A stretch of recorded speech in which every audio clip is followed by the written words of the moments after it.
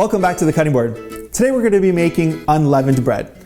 Unleavened bread is just a simple bread that doesn't have a rising agent in it. In Jewish culture, there's matzah bread that's eaten at Passover.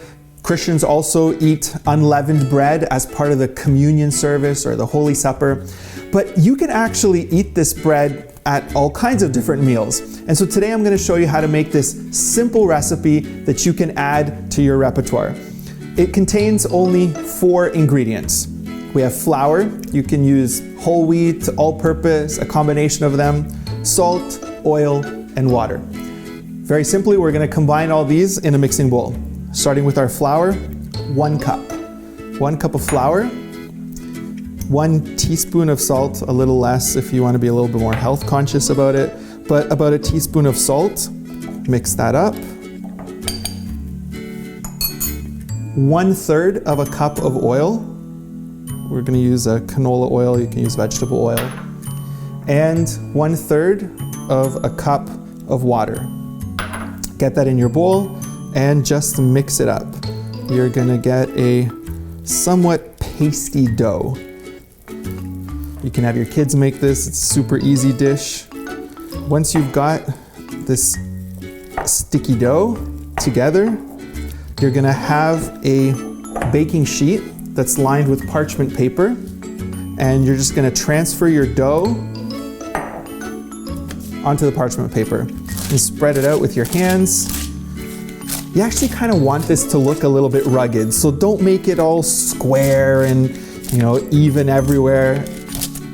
You want it to be about 1/2 inch thick going around.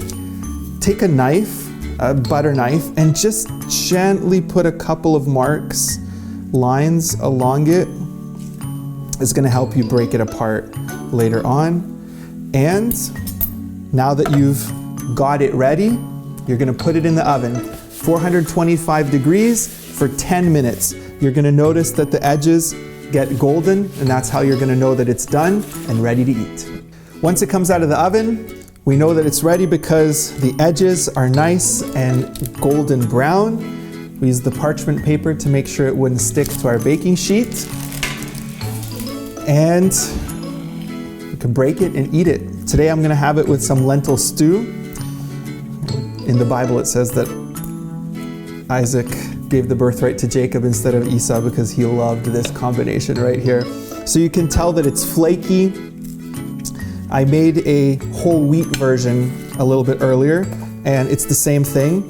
It's also flaky, so you can see that there.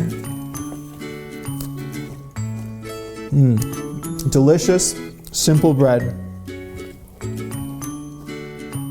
I'm sure you can think of 100 different ways that you can use this in cooking at home. Join us again on the cutting board for great recipes just like this.